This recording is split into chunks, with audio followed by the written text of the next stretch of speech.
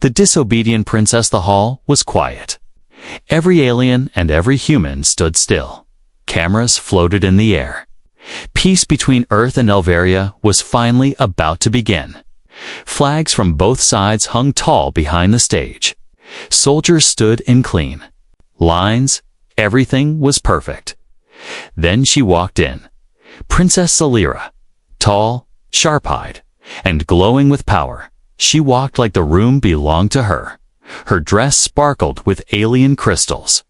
Her guards followed behind her, looking nervous. Everyone turned to look. They had heard about her. Spoiled, dangerous. Proud, she walked up to the center of the hall. The Earth's general stepped forward to greet her. She slapped him. Gasps filled the air. The sound echoed in the silence. Soldiers raised their guns. Human leaders shouted in anger. Alvarian guards reached for their weapons. The peace treaty was seconds from dying.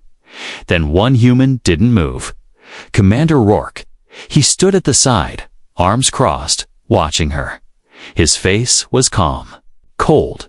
He didn't reach for a weapon. He didn't yell. He just looked at the princess like she was a puzzle. Princess Salira turned to him. "You stare. Human," she said, voice sharp like broken glass. "Do you want to slap too?" He didn't answer. Instead, he took a step forward. "Give her to me," he said, loud and clear. Everyone turned. Even the Elvarian king, watching from the royal ship above, leaned closer to the screen. "What?"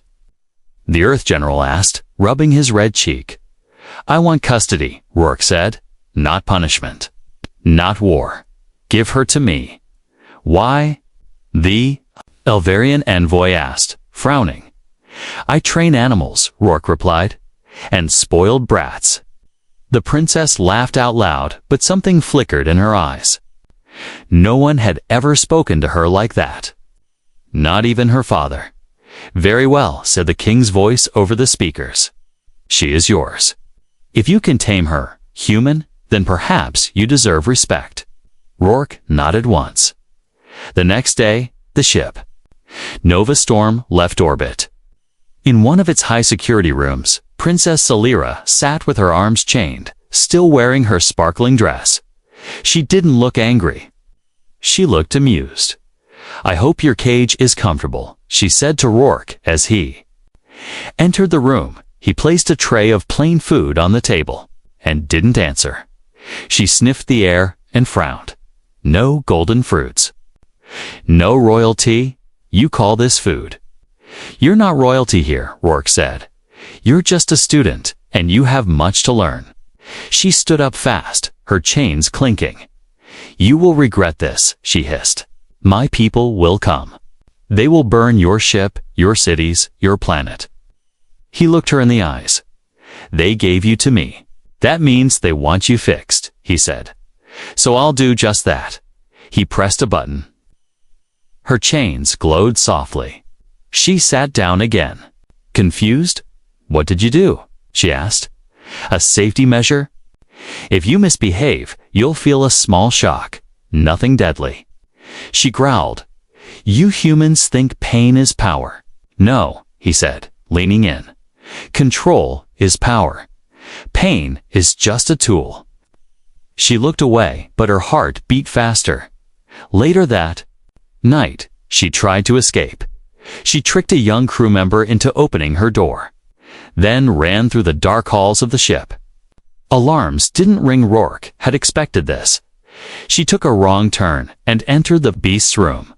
A failed experiment from a past mission lived there, a creature that couldn't be tamed, even by humans. It sniffed the air. It saw her, and it roared. She froze. The creature ran forward with heavy steps. Its eyes burned yellow. Its claws were longer than her arms. Just as it leaped toward, Rourke dropped from the ceiling above, landing between them. He pressed a remote. The beast stopped, blinking. "Not yet, friend," Rourke said calmly. He turned to her. "You were warned." She stared at him, chest rising and falling, fear in her eyes. "You could have let it kill me," she said. "Yes." He said, "But I didn't." "Why?" "Because your story doesn't end today," he said. "It's just beginning." He helped her up as they walked back. Salira didn't speak. For the first time, she didn't feel powerful. She felt something else. Curiosity. The humans' rules there. Room was silent to silent. Princess Salira opened her eyes slowly. She was no longer in chains, but the walls around her were dull metal. No gold, no velvet, no soft music. Just gray, plain, cold. She sat up. The bed was hard. The air smelled like oil and metal, and worst of all, she was alone. No servants, no guards. No mirror, just one camera blinking in the corner. Suddenly, the door opened with a hiss. Commander Rourke stepped in, carrying a folded gray uniform. "Time." "To change," he said, throwing the clothes on the bed. She stared at him. "Where is my royal dress?" she asked coldly. "Gone," he replied. "This is what crew members wear." "I am not crew," she snapped. He didn't answer. Instead, he turned and left. She shouted after him, "You will pay for this, human." But the door closed with a soft click. She was alone again later that day. The door opened once more. This time, she stepped out wearing the plain uniform. The hallway was filled with humans doing work. Some wore tools, some carried boxes. Nobody bowed to her. Nobody looked impressed. She walked like a queen. They walked like ants. Rourke waited for her in a large training room. He pointed to a row of equipment. Ups 10. Then sit-ups. Then the treadmill. She blinked.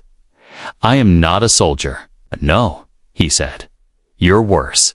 Soft, weak, entitled. I am a princess of Alvaria." "No," he said firmly. "You are my student now, and students follow rules." Up her hands. Clenched. She wanted to scream. But something in his voice made her hesitate. She dropped down and did one push-up, then another. Then a third. Her arms shook. By the 10th, she collapsed. He handed her water. She slapped it away, but her breathing was heavy. Her pride was louder than her pain, but not for long. Over the next few days, things changed. She was given no throne, only a stool. No silk robes, just uniforms. No royal meals, just the same. Food as the lowest worker on the ship. Every time she shouted, no one responded. Every time she gave orders, people ignored her. She felt invisible. And for the first time in her life, powerless. But something strange started to happen. She stopped shouting. She started listening. She watched the way humans helped each other. She saw how even the lowest crew member was treated with respect turned respect, and Rourke, he was different. He never raised his voice, never punished her with pain. He just expected better, and somehow, that was worse. One night, she sat in the ship's small library, pretending to read. But her eyes stayed on the door. Rourke entered. She stood. "I don't understand you," she said. "Good," he replied. "It means your mind is opening. You humiliate me, strip me of my status, and yet, you don't hate me." "No," he said. "I see who you could be, under all that pride." She looked at the floor. "My people don't respect kindness." "I don't teach kindness," Rourke said. "I teach truth. And truth is, right now, you are broken. But you don't have to stay that way." Her voice was quiet. "What if I don't want to change?" "Then you will lose everything," he said simply. "Because your world is changing, and you either grow with it or get left behind." The next morning, she was missing. Alarms rang across the ship. Rourke didn't panic. He checked the lower levels there, in the waste recycling bay. She stood soaked, filthy, and coughing. "What are you doing here?" he asked. "I wanted to see what happens to the trash," she said. "On Alvaria, it just disappears. I never thought about where it goes." He watched her silently. She wiped her hands on her uniform. I cleaned one of the filters, she said, voice shaky. I wanted to do something useful. He walked closer. That was dangerous. You could have been hurt. But I wasn't, she said, and it felt real. For the first time, he smiled. Tomorrow, you clean the engines. She smiled back, tired but proud. That night, in her small room, she looked in the mirror. No jewels, no crown, no servants, just a girl. Strong arms, dirty hands, tired eyes. But something had changed. She saw herself, not as a princess, but as a fighter. The challenge the ship's gym was quiet to quiet. Princess Elira stood in the center, her eyes locked on the man before her. She was no longer in royal clothes, no crown, no makeup, just sweat, muscle, and fire in her eyes.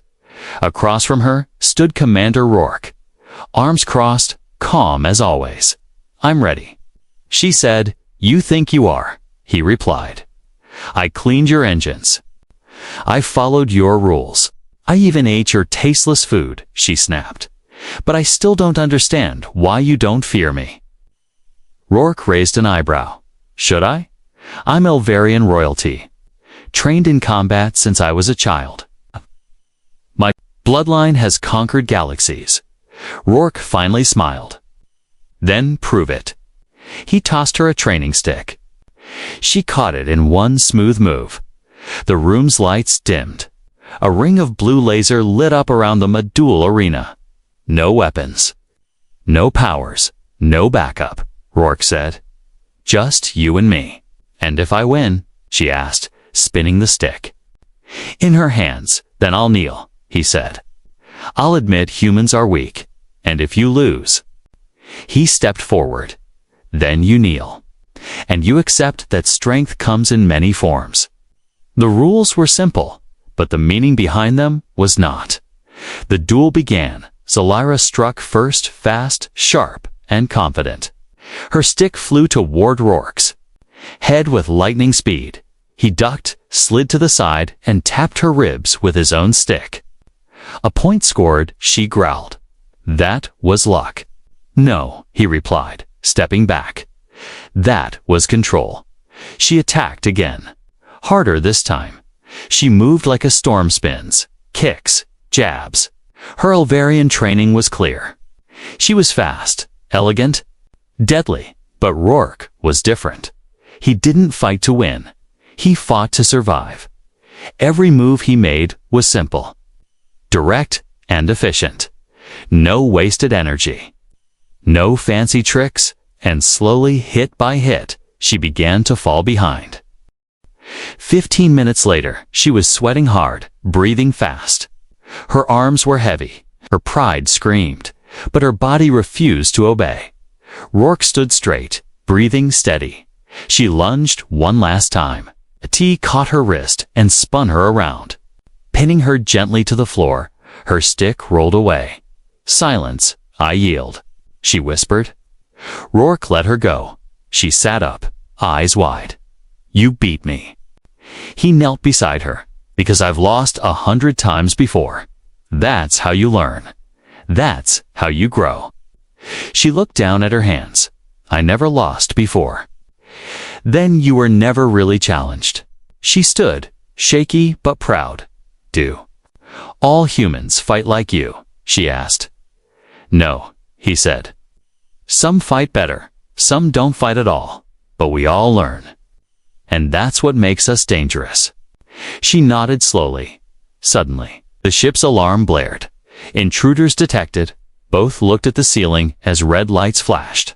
Stay here, Rourke said, rushing toward the door. She grabbed his arm. No, she said. I'm coming with you. They ran down the hallway together. Smoke filled the air. Sparks flew from the walls. Crew members shouted, taking positions. A small group of raiders had boarded the ship. Unknown aliens masked and armed. They were here for one reason. The princess, she's worth more alive, one raider growled. Rourke and Zelira hid behind a metal crate. He checked his weapon. She picked up a dropped blaster from the floor. "Still want to prove yourself?" he asked. She smirked. "Try to keep up." They jumped. Out together, Rourke, firing clean shots, Zalira striking with speed and grace. She ducked, rolled, and hit with force she never used in the palace. One raider grabbed her arm. She flipped him over her shoulder. Rourke looked impressed. They fought back to back. Protecting each other in minutes, the raiders were defeated, retreating into their stolen pods and vanishing into space. The hallway was quiet again. Zalira leaned against a wall, panting. "I've never fought with someone before," she said. "Now you have," Rourke said. "And you didn't do bad." She chuckled. "You fight well, but you still didn't kneel." He looked at her. "I didn't have to." She smirked. "Next time, maybe I'll win."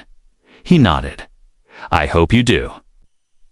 Later that night, in her room, Zalira stood in front of the mirror again. No crown, no jewels.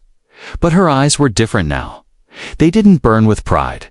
They burned with purpose. And for the first time, she whispered to herself, "I don't want to go back." The breaking point, she screamed. A loud, painful scream that echoed down the empty hallway of the Nova Storm. Commander Rourke heard it from the engine bay.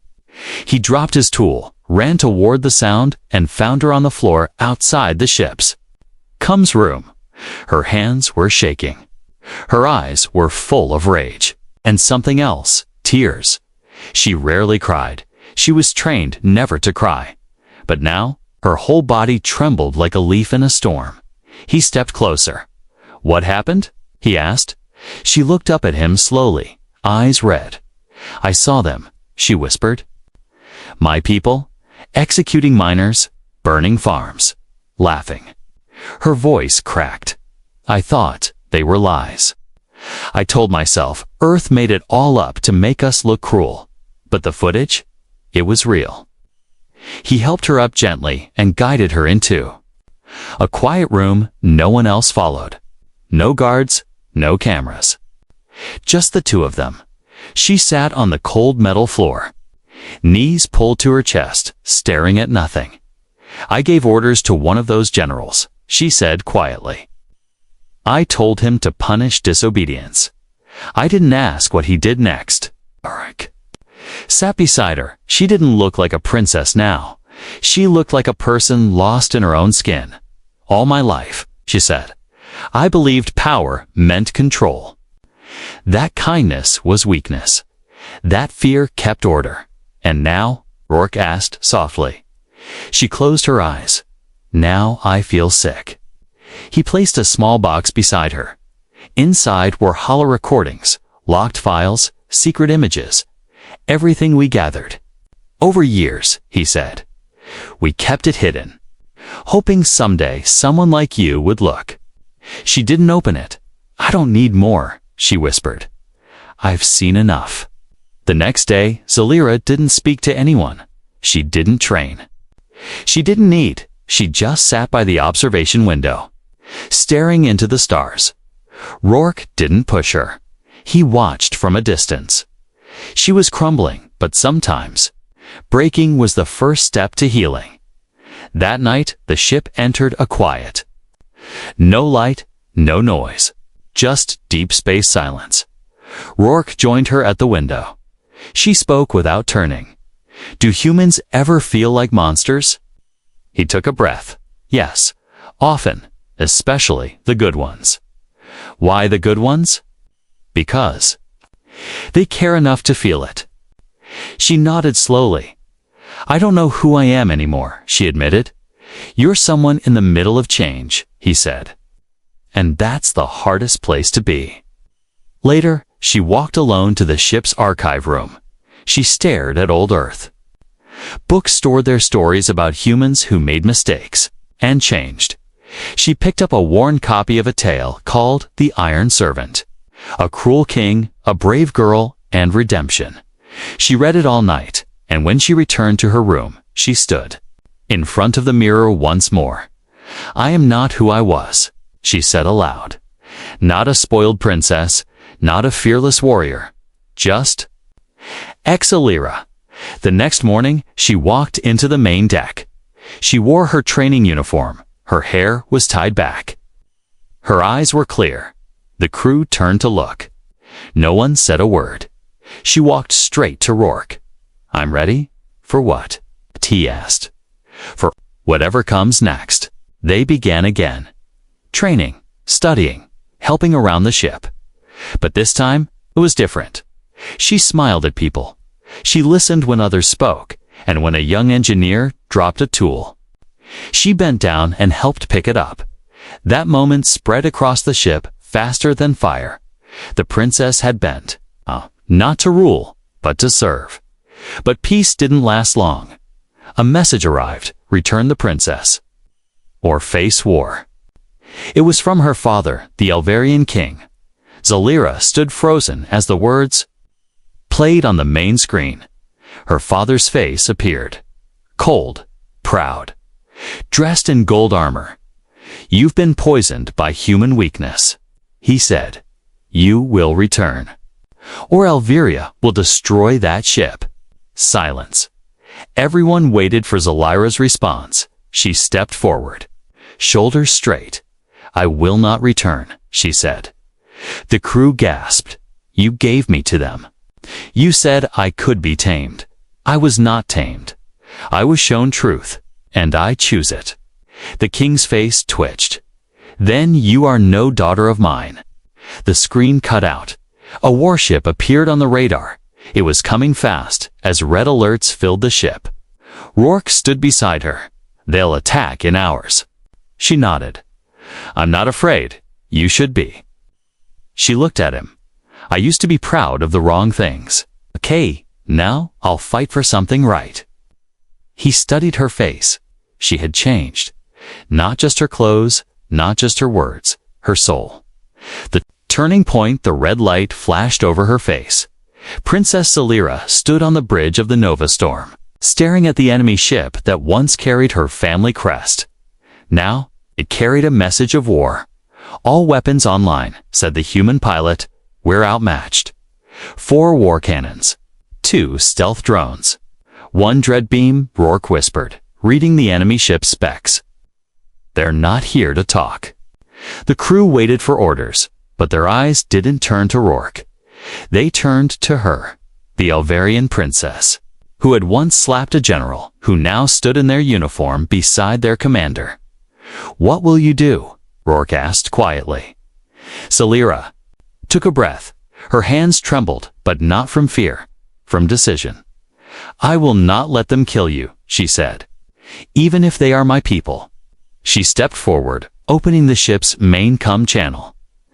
"Father," she said calmly, "listen to me." The Elverian king appeared on the screen, golden crown glowing, anger cold in his eyes. "There is nothing to say," he growled. "You have betrayed your bloodline." "No," she said. "I've honored it by becoming more than a puppet." Gasps filled both ships. "You think this ship will protect you?" he barked. "You are 1 against 1,000. Zalira's voice didn't shake. "Then I'll show the 1,000 who I truly am." She cut the call. Silence followed. Then she turned to Rourke. "Give me a suit, a beacon, and open the airlock." "Are you crazy?" Rourke asked, stepping in front of her. "I need to speak to them face to face," she said. "Not behind a screen. They'll shoot you on sight." "Maybe," she said. "Or maybe they'll listen. Not to a princess, but to a soldier." 10 minutes later, Zalira floated alone in space. Her suit glowed with a soft blue light. A signal piece, not war. The Elverian ship stopped firing. A tractor beam pulled her aboard. She landed in her father's throne room. Everything was just as she remembered: shining floors, banners of conquest, warriors in black armor. But this time she didn't bow. Her father stood tall. "You returned alone." "No," she said. "I returned as myself." He stepped forward. "You left your throne to play pet to humans." "They didn't chain me," she said. "They challenged." Me and I changed. He raised a hand. You shame us. She took off her helmet, revealing the burn marks from her earlier fight with the raiders. I fought beside them, she said. I bled beside them. I saw how they led not with fear, but with courage. He turned to the general's lock. Her in the chamber. She is lost. But one general stepped forward. I saw the footage, he said. She saved a human child. She protected a crew. That is not weakness. Another soldier stepped beside him, and another, and another. The king's eyes widened. You dare. Zalira raised her hand. Stop this, she said. This doesn't have to be war. For a long moment, no one moved. Then, the lead general knelt. We follow you now, he said. Not the crown, but the soul. Back on the Nova Storm, Rourke watched from the screen. She did it, a crew member whispered. She turned them. Hours later, Zalira returned. This time, with 2 Elverian war generals at her side. She stood before the humans and spoke. No war today, she said. Because I remembered something more powerful than pride. She looked at Rourke. Honor. He nodded, calm but proud. You led them without blood, he said. She smirked. Almost. I still have a bruise. They both laughed, and the crew joined in. That night, the stars outside looked brighter. Inside the ship, humans and Elverians shared food, tools, and stories. Zalira sat at the table with engineers, laughing at jokes in languages she barely understood. Someone placed a plate of earth, noodles in front of her. She took a bite. It was terrible. She smiled anyway. Later, Rourke found her alone near the observation window. You made history today, he said. No, she replied. We did. He looked at her. You don't have to stay, you know? Your people follow you now. You could return to your world. She nodded slowly. I could, but... She turned to him. I've walked among stars, sat on golden chairs, ruled from thrones. She looked down at her plain uniform, but I never belonged anywhere. Until now. The Stand the First missile came without warning. No signal, no message. Just a silent streak of light tearing across the stars heading straight for the Nova Storm. Evasive maneuver, shouted Rourke. The ship jolted hard as the missile flew. Past, missing by meters. Red lights flashed.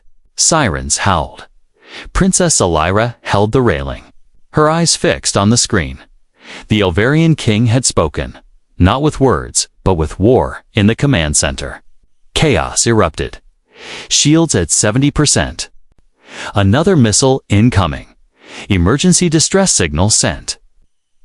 Rourke looked at the radar. That's not just one ship. It's a full battle fleet.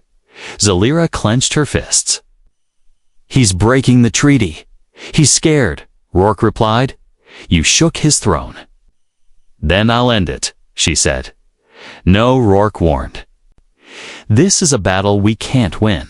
We don't have the firepower. We don't need firepower, she whispered. We need truth. She stepped in front of the main screen and activated the wide-range comlink. Her voice would now echo through every ship, every soldier, every planet in the system. Soldiers of Elveria, she said, calm but strong. This is your princess, your former heir. All eyes turned to the screen. I was once blind. I was proud. I believed that fear was strength, but I was wrong. Rourke stood beside her, silent, solid. I lived among humans, she continued. I learned how they lead, how they fall, get back up. I saw strength not in conquest but in compassion, in unity, in sacrifice. The fleet paused, even the missiles stopped. I choose peace, she said. And if my father wants war, then he will have to kill me first. The message ended. Silence fell, no missiles came. Then the king's ship sent a signal. Transmission, it was live. His image appeared older now, shaken. No crown, no armor. Just a father with tired eyes. "You would stand in front of my army?" he asked. "I already have," she said. "Alone." She looked to her right. Rourke stepped forward. Then came her Elvarian generals, standing behind her. Then the crew of the Nova Storm, saluting .and from across the system. Other ships lit up their signals. Elvarian captains, who had received her message, who now turned off their weapons. One by one, lights blinked, a symbol of loyalty, not to the king, but to her. The king stared at the screen. "I never raised you to betray me," he whispered. "No," she replied softly.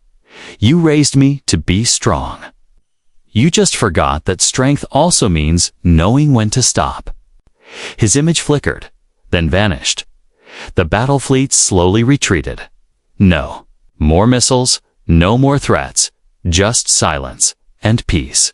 Hours later, the Nova Storm hovered safely in orbit. Inside, the mood was quiet relief mixing with disbelief. Zaliara walked to the engine room where Rourke stood alone, checking repairs. "You knew I could do it," she said. "I knew you had to," he replied. "You took a risk. So did you." She leaned against the wall, folding her arms. "My father won't rule forever. When he's gone, they'll ask me to return, to lead." He looked at her. "And will you?" She nodded, but not to rule from a throne. She looked out the window, too. Lead from the ground. That evening, the ship's dining hall was full. Elvarians and humans sat at one long table, eating, talking, laughing, Nax. Alira sat at the center, her plate untouched. Rourke approached with 2 cups of warm earth tea. "Still terrible," he warned. She took a sip, made a face, but smiled. "It tastes like victory." They both laughed as the crew slept and stars drifted quietly outside. Zalira stood alone in the observation deck, watching the galaxies.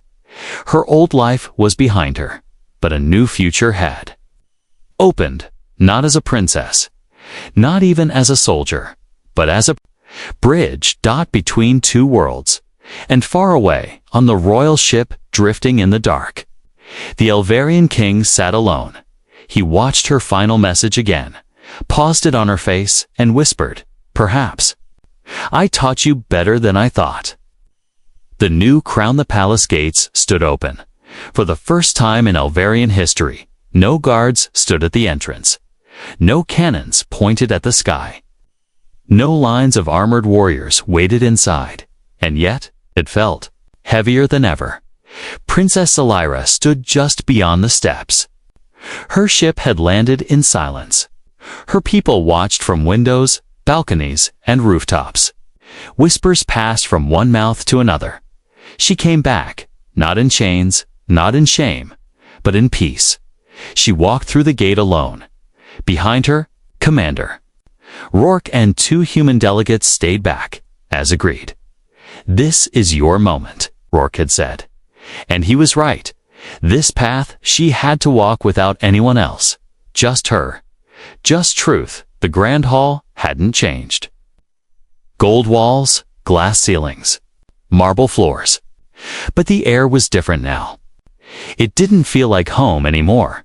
It felt like a memory. She reached the center of the throne room. There her father sat, older, thinner, no crown on his head. His war robes were gone. He wore plain gray. Like a citizen, his eyes met hers. Neither spoke done till finally he asked, "Why have you returned?" She stepped closer. "I didn't come to reclaim the throne," she said. "I came to rebuild it." The council chamber filled quickly. Generals, ministers, scientists, elders, even servants sat in rows. Everyone was tired of war, tired of fear, and curious. About her, Zalira stood in the center. "I was once the loudest voice in this room," she said. "But I was deaf to others." She looked around. "I believed fear was power. That silence meant control. that those who disobeyed should be crushed. She paused. I was wrong.